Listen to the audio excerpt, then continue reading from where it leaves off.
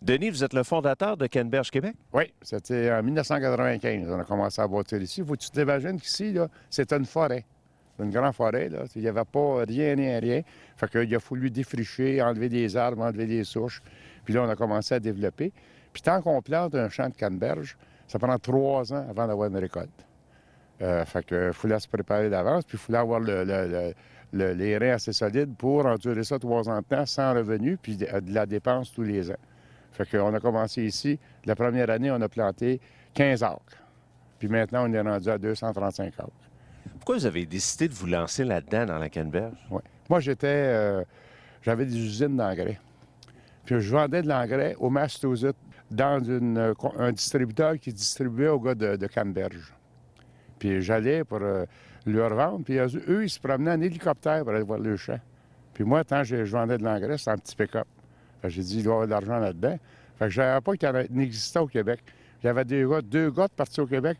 Fait que quand j'ai su qu'il y en avait, j'ai décidé d'embarquer là-dedans. Vous allez nous présenter la personne qui est avec vous aujourd'hui. C'est mon fils, Patrick. Patrick, qu'est-ce que vous faites dans l'entreprise maintenant, vous? Bien, moi, je suis comme un peu directeur général. En fait, on se partage l'ouvrage à deux, moi et mon père. Fait que c'est ça. Moi, je suis un peu comme le directeur général. Je m'occupe autant des opérations au niveau de l'emballage que des opérations ici au niveau du champ, puis conjointement avec mon père. Là, je vais vous demander, parce qu'on a la chance d'être avec vous aujourd'hui, je peux vous suivre quelque temps, vous montrer aux gens un peu comment ça fonctionne? Oui, ça nous fait plaisir. Qu'est-ce qu'on fait pour l'instant pour commencer? Bien là, on peut peut-être remarquer ici la batteuse en arrière de nous. C'est une batteuse qui, en fait, comme vous voyez, les fruits flottent sur l'eau. Et puis, la raison, c'est qu'à l'intérieur du fruit, il y a des alvéoles qui est comme un petit peu des trappes d'air. Aussitôt que le fruit est un petit peu brassé, il monte à la surface puis il flotte. C'est la façon de récolter quand on veut envoyer pour la transformation. Fait que nous, on a 60 de nos fruits qui s'en allent pour la transformation, puis 40 qui s'en allent pour le fruit frais. Fait que là, comme vous voyez, la batteuse, elle, quand elle passe, elle frotte dans le fond avec des tiges, puis juste le mouvement de la tige est assez pour faire décrocher le fruit d'après le plan. Prochaine étape, après, on s'en va où? On peut aller voir un champ qui n'a pas été battu pour montrer un petit peu la différence. Là, comme vous voyez, les champs qui sont en train de se battre sont inondés. Et puis, on essaie de briser un peu le mythe de l'eau. En fait, la canneberge, elle pousse au sec dans un sol sablonneux. Et puis, c'est seulement inondé pour la récolte. Fait que tout le mythe que ça pousse dans l'eau et puis que, en fait, la récolte, ça fait aussi dans l'eau, c'est parce que souvent, les meilleures prises de vue sont faites à l'automne dans le temps de la récolte. Mais pendant la saison estivale, c'est très sec dans le champ. Là. On irrigue à tous les matins une heure ou deux avec un système de gicleur, mais c'est ça, c'est une plante qui ne pousse pas dans l'eau, c'est une plante vraiment qui pousse dans le sable. C'est tellement grand ici. On va où maintenant physiquement?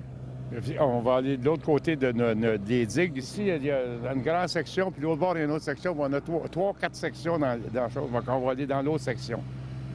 Alors, on va aller voir ça tout de suite. Restez avec nous autres. Merci.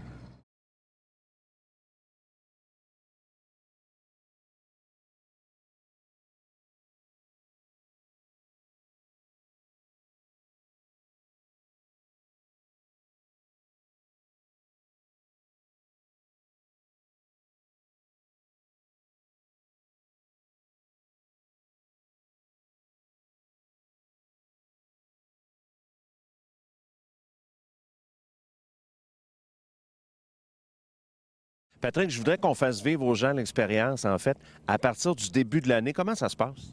Bien, nous, le début de l'année commence, mettons, fin décembre, début janvier. On inonde tous les champs sur le même principe que qu'est-ce qu'on fait pour la récolte. Et puis, on attend que le froid arrive. Ça fait une glace. Cette glace-là va protéger les plants parce que les bourgeons sont déjà formés à partir du mois de septembre. Le bourgeon floraux qui va faire un fruit l'année d'ensuite est formé au mois de septembre. Fait que on protège avec ça, on est capable de protéger nos bourgeons. Ensuite de ça, pour pas compacter le sol, nous, on sable les champs à tous les 3 ans, on fait une rotation. Et ensuite de ça, bien là, le printemps commence. Fait qu'au printemps, bien, on a des nuits de gel. Parce que le bourgeon tolère une certaine température, mais fait que si la température est en deçà, le système d'irrigation part. On a un système automatisé d'irrigation. Il y a des sondes partout dans les champs qui sont reliées après avec nos pompes.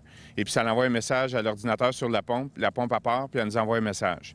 Là, ce qui arrive après, parce qu'il faut savoir, là, vous travaillez très, très fort, c'est certain, mais il y a aussi du développement. Il y a l'Europe, un petit peu partout dans le monde. Les gens s'intéressent de plus en plus au canneberge. Hein? Oui, effectivement. Il y a 3 ans, on a commencé à exporter en Europe. L'année passée, on avait doublé, puis cette année, on est parti pour quadrupler notre chiffre d'affaires en Europe. Il y a un engouement en Europe pour la canneberge qui est bien parce qu'il faut écouler le surplus des fruits cette année dans d'autres marchés, des nouveaux marchés. Ça évolue beaucoup. Il y a même une variété sucrée. Non, on n'a pas de variété sucrée. On est à la recherche d'une variété sucrée. On est avec l'Université Rutgers. On recherche une variété qui va avoir une durée tablette plus longue et puis qu'on pourrait vendre des fruits frais à l'année. On recherche une variété qui est plus sucrée. L'Université Rutgers, eux autres, ils recherchent le rendement. Nous, on lui donne le rendement, puis on conserve les fruits pour essayer de trouver une variété qui va rencontrer nos besoins à nous. Pour compenser un peu pour le manque de sucre de la canneberge, parce que c'est ceux qui y ont goûté directement comme ça goûte un petit peu, c'est un petit peu amer. On a un nouveau produit qu'on commercialise cette année qui est une parquette de plastique où tu as des canneberges d'un côté et puis une trempette au chocolat ou au caramel. Fait que vous prenez la canneberge, vous la trempez, vous la consommez directement comme ça. C'est vraiment bon. Le goût amer, quand il rencontre le goût sucré, soit du caramel ou du chocolat, ça donne un goût extraordinaire en bouche. Et ça, c'est unique à Canneberge Québec? C'est nous qui a comme inventé le produit qui commence à le commercialiser. On est les premiers au monde à commercialiser ça. Excellent. Les gens qui veulent se procurer les produits Canneberge Québec, à quel endroit on peut se les procurer? On est présent dans plusieurs fruiteries, dans toutes les grandes chaînes d'alimentation, en Ontario, ici au Québec, et puis, comme je vous disais tantôt, en Europe, beaucoup. Puis les gens qui vont vous voir sur le web, d'ailleurs, pourront aller faire un tour sur le site Internet? Oui, on a un site Internet qui est www.cannebergequebec.com. Excellent. Merci beaucoup. Merci.